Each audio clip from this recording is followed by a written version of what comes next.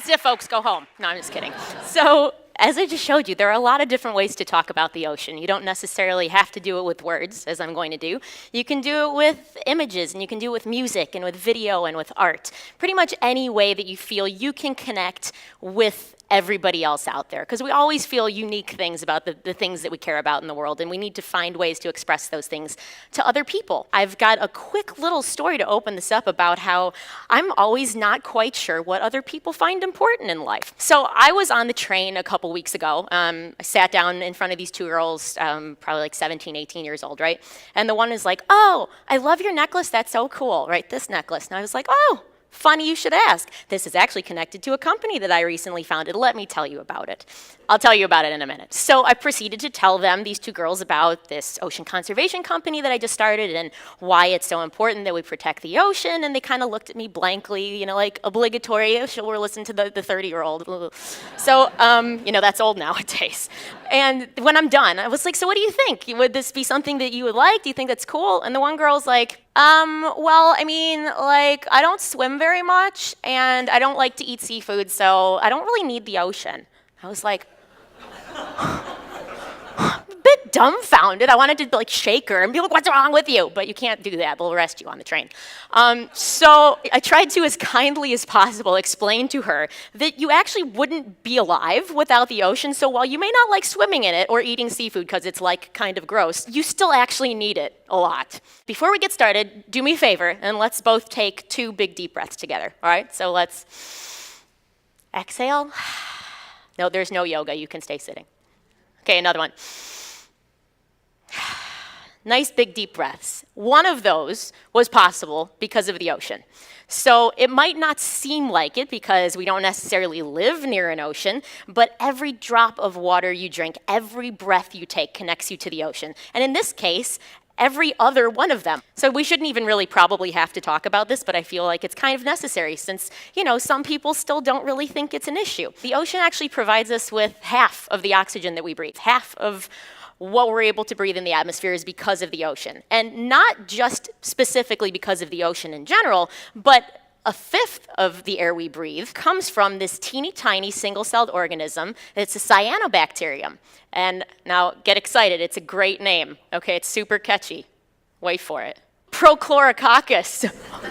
I know, it's got a nice ring to it. This little creature, which we can't even see, is responsible for 20% of the oxygen that's in the atmosphere. So every 5th breath you take is because of this little creature. This isn't something you'd ever even really think about or that factors into your daily choices, but we wouldn't be able to do what we do as humans without it. The ocean gives us oxygen. That's a biggie. It actually regulates our climate. It's huge. It takes up 3/4 of our planet. So it functions as what we call a carbon sink. And a carbon sink is essentially just any ecosystem that holds on to more carbon than it releases. So the ocean does this by sequestering it in the form of ocean plants. Photosynthesis, essentially. It's plants that absorb all of that carbon and the nitrogen in the water and then use it to create their tissues. So places like kelp forests and seagrass beds and mangroves, all of these extremely important coastal and deep water ecosystems function to hold on to that carbon so it's not released and everywhere in the atmosphere. It's estimated that the ocean, since the Industrial Revolution, has absorbed about 1/3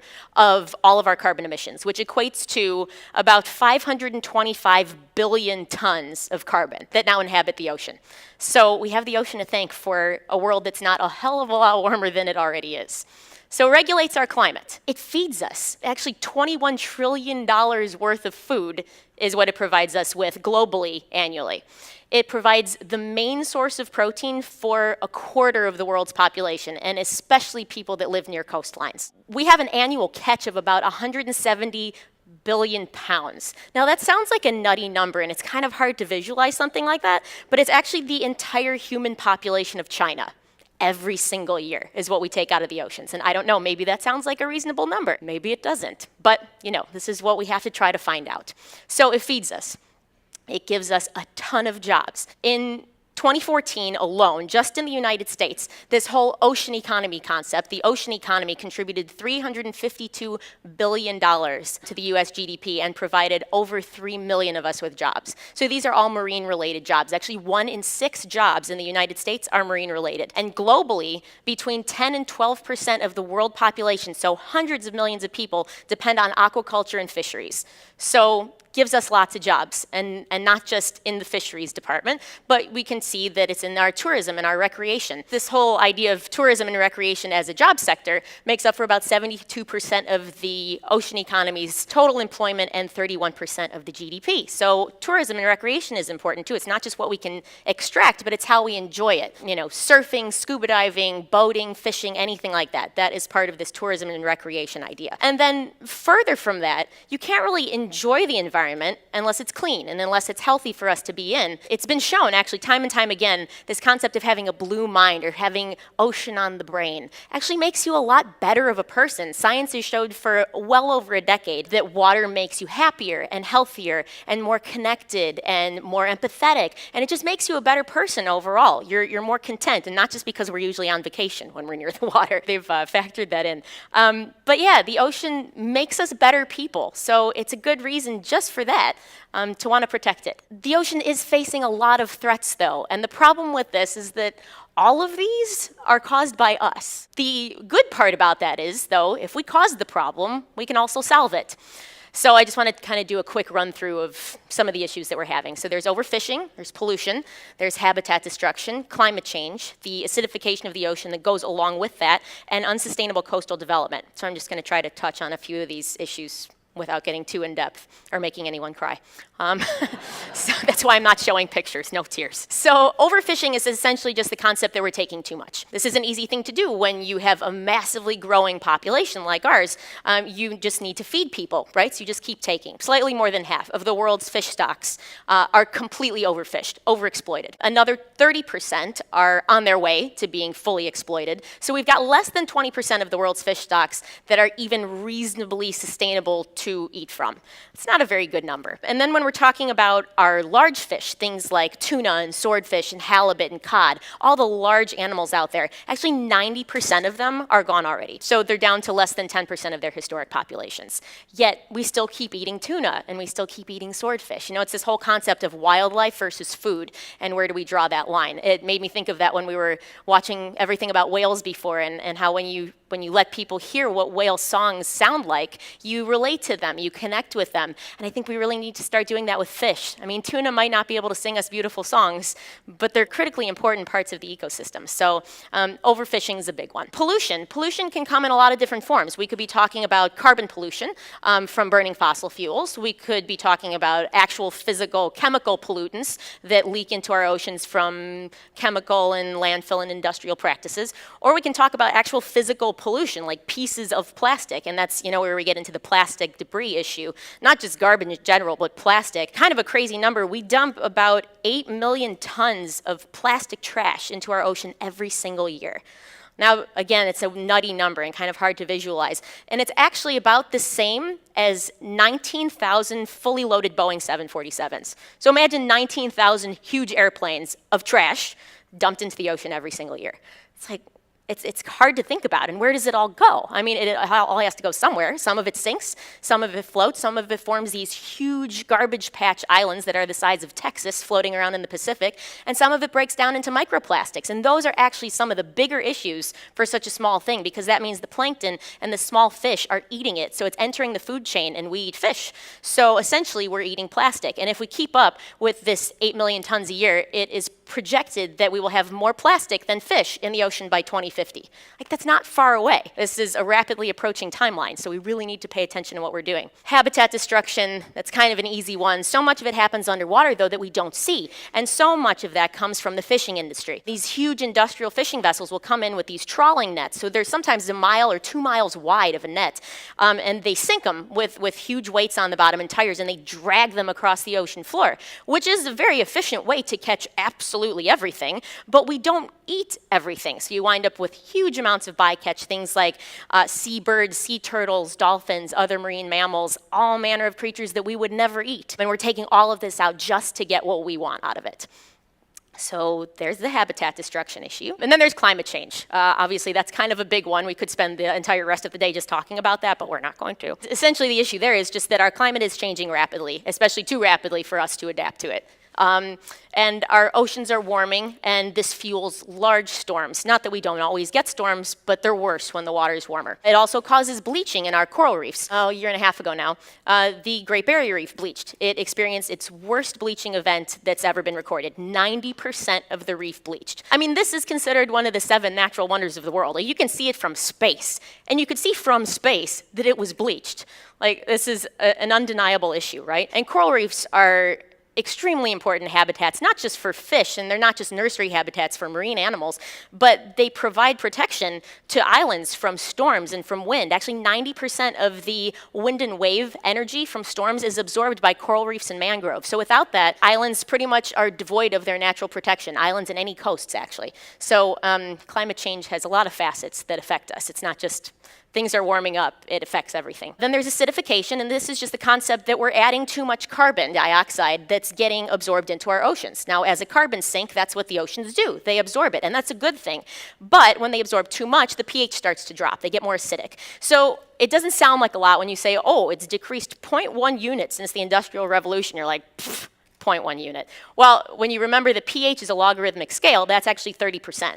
So it's become 30% more acidic in the last 250 years. If we continue on our current trajectory, we're scheduled to get to about 0.3 or 0.4 by the end of the century, which is a between 100 and 150% increase in acidity. And essentially what this does is disallow animals with shells in the ocean from forming and keeping those shells. So all shellfish, coral reefs, anything that uses calcium carbonate in its skeleton to be the animal that it is, will no longer really be able to function, and their shells will essentially melt away. That's the kind of thing we're facing, and it's happening already, just on a much smaller scale. And we've got unsustainable coastal development. So this is just the whole idea that, you see a pretty coast and somebody with a lot of money goes, let's put up a hotel. I get it, it looks nice and everything, but if you don't do it right, you wind up with all this sediment flowing out into the ocean, which can cover up coral reefs and choke them out. If you allow fertilizers and things like that to run in to the ocean, you get this big nutrient load, and all of this algae starts to grow. And algae can be an okay thing, but not when it's a nuisance species and grows all over the coral reefs.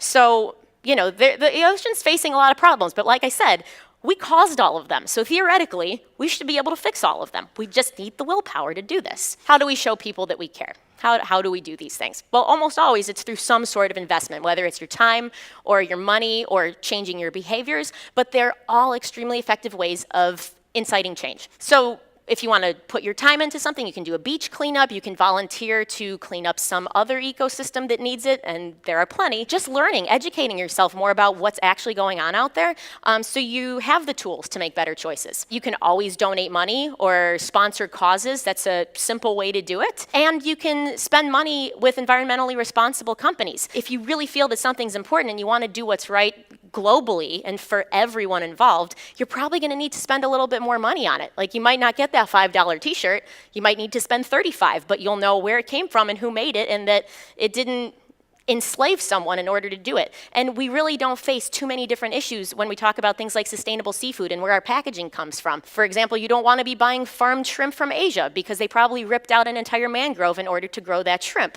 That's not something you want to do. I mean, there's actual slavery in the seafood trade in parts of Asia and Indonesia. I mean, these are, real things that we have to contend with when we vote with our wallets. So we need to be educated about the choices that we make and know that there are choices. It's not always the cheapest, but doing the right thing, can sometimes cost a little bit more, but it is the right thing to do. And then we can change our behaviors. We can go about educating ourselves. There are so many resources out there to help us in that. Obviously, there's a lot of information that isn't true, so you need to sift through things, but there's everything you could possibly want to know about what's going on out there. There are scientists that have spent countless hours and lifetimes figuring this out. There are solutions. So we just need to be able to make more sustainable choices about our plastic use, our seafood consumption, how we use our water, what kind of energy, how we recycle everything. So these are all ways that we can show we care through different types of investment. I've taken it upon myself to try to make everyone in the world love the ocean. Yay!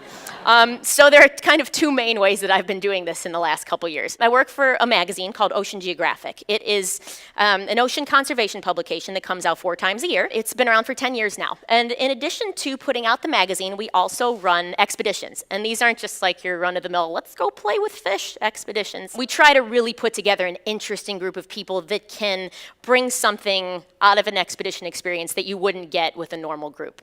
So in 2015, we launched this trip called Elysium Artists for the Arctic. And we obviously went to the Arctic. But why the Arctic? Well, it's actually changing and warming faster than anywhere else on Earth, twice as fast, actually. And it's one of those places that climate change is visible with the naked eye. You're not talking about, oh, well, you know, over the past 85 years, these things we've been monitoring with satellites, people are like, yeah. But when you go there, and then you see icebergs calving, and you see chunks of glaciers falling off, and everything's melting, and polar bears are scaling cliffs when they should be walking on ice to get food, you know, like, it's very visible, it's very obvious, it's extremely hard to ignore those sorts of things, which is why we really felt like we needed to go. So the whole point of the Elysium expedition was to inspire a greater understanding and appreciation for this polar cold part of our world and draw attention to the impacts of climate change. And like I said, it's happening right in front of you, so it's really not that difficult to notice. So what we did is we took a team of 65 people, really interesting group. It wasn't just your usual photographers and that's that. So we had photographers, videographers, fine art artists, musicians, composers. I dragged my violin all the way to the Arctic. One of the scariest experiences ever. I thought it was going to implode in the cold. Anyway, so it was a very interesting group of people, a wide range of backgrounds, scientists, explorers, naturalists, everybody, in order to get the best, broadest picture that we could of the Arctic and what we were dealing with. So we went to the European Arctic for 3 weeks. We went from Norway to Svalbard, which is a little Norwegian archipelago above that, went along the pack ice, traveled down the eastern coast of Greenland, and ended in Iceland. So that was kind of our little loop route, which was fantastic. It was basically 2 years ago from now. It was an Explorers Club flag expedition, and the farthest we got was 82 degrees north. That was the pack ice. That's where it ended.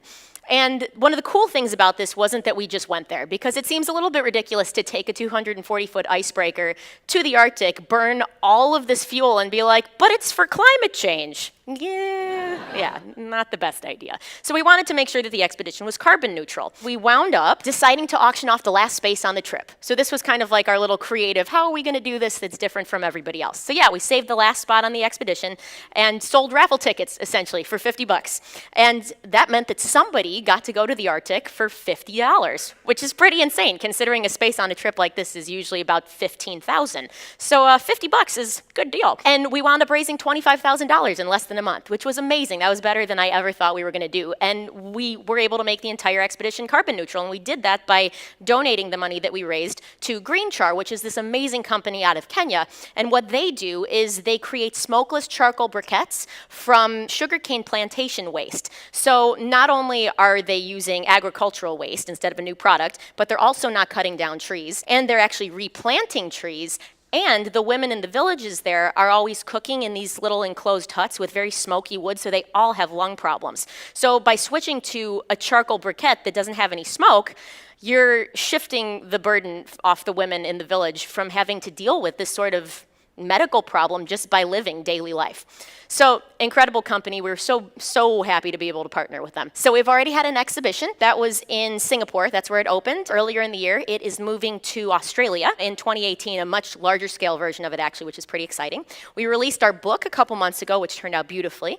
And we've got a couple other projects in the works. We're working on a documentary, and from there, I'm actually working with a group in Chicago called the Seldums, and we're going to be putting together what I hope will be an absolutely spectacular multimedia presentation with dancers and images and music, just this way to kind of envelop people in the idea of the Arctic. So you're not just seeing images, but you're transported there by what you're seeing and what you're experiencing. That's pretty exciting. So the next one is Blue Ring. So this is the thing I was telling the girls about on the train who were completely disinterested in the ocean. So Blue Ring is, I think, a really fun initiative. So this has been my way of trying to make ocean conservation accessible and fun for anyone who wants to be part of it. So Blue Ring is essentially this. It is marriage to the ocean. So my definition of marriage, in this case, spelled differently, you see, is a lifelong committed relationship with the sea. And your membership does this. It's a $25 annual membership, and you get to marry the ocean.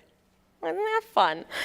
And I actually trademarked the word marry, spelled M-E-R-Y, like mare the sea, because I didn't want anyone to get all uppity with me about how you can't marry something like the ocean. I was like, but you can, it's a different word. So you can now marry the ocean, and I'm sorry, not I, the ocean will send you a ring. this lovely little blue ring that I'm wearing, or this lovely pendant, either way, merchandising. So whichever you like, because not everybody does rings. Anyway, it's a way of showing off your commitment to the ocean and kind of creating this community spirit around wanting to protect something that's so critically important to life on Earth. That's Blue Ring. You can marry the ocean now. Yay!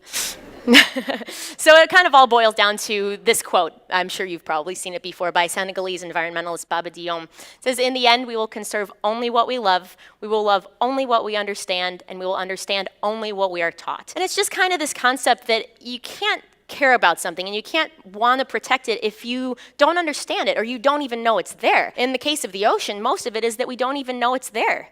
And so that is why this exploration component is going to be such a huge part of Blue Ring. So the first goal for year one, I launched it on World Ocean Day this year, June 8th, is to get 200,000 people to marry the ocean in the first year. And that'll raise $5 million, and it will build 2 of these amazing submarines. They're going to be called Hope 1 and Hope 2, and they are 1,000-meter submersibles that can take 3 people down to ocean depths. Now, this is not a new concept. Subs are not new, but the idea of them being available to any citizen anywhere on Earth is definitely new. So submarines are generally available to people with a lot of money, either the military or special interest groups or mining and deep sea drilling, people that have a lot of money invested in harvesting our natural resources. And that's not what these are for. These are citizen submarines that are meant to show everyday people, us normal folks, what it looks like down there, because you can't possibly care about something if you've never seen it and you don't even know it's there. So that's why submarines are the first project. There will hopefully be many projects since this is only year one, but this is where I'd like to start anyway. This lady is probably the reason I do what I do. Her name is Dr. Sylvia Earle, and if you don't know her, please look her up. She's actually on the cover of Time magazine right now, and she was on the cover a couple years ago and was named Time's first hero of the planet, kind of a big deal. And she was also the first woman to be the lead scientist at NOAA, the National Oceanic and Atmospheric Administration, which is very much a good old boys club, so kind of a real turn of the tables in the 80s, exciting stuff. So she's now 81 and still has more energy than probably all of us in this room put together. She's incredible. So she always says, no ocean, no life, no blue, no green. And that we need to protect the ocean as if our lives depend upon it, because they do. This is not just a figure of speech. We wouldn't be here without the ocean. So Sylvia is a major inspiration. I'd just like to leave you with this closing concept of if the ocean could talk, what would it tell us? The ocean has a lot of stories, and the ocean has a lot of ways of showing us these stories and communicating them with us, but we're either not listening or not paying attention or aren't speaking the same language. It's not that the ocean isn't saying anything, it's that we're not hearing it. So we need to find ways to talk about these things that engage everyone, which is why, I think it's so important to lead expeditions, to go places and see them in ways that we haven't seen them before, and to explore and not always be looking up into the sky. That's not the final frontier. It is right here, 7.5 miles below the surface of our Earth. We have got so much open blue space that we don't even know what to do with it, and we need to go find out. So the point here is that I am taking it upon myself to try to be the voice of the ocean. And that's something that every single one of us in this room can do, every person who cares about this can do. Let's all get together and be the voice of the ocean. It's time for us to be loud. Thanks.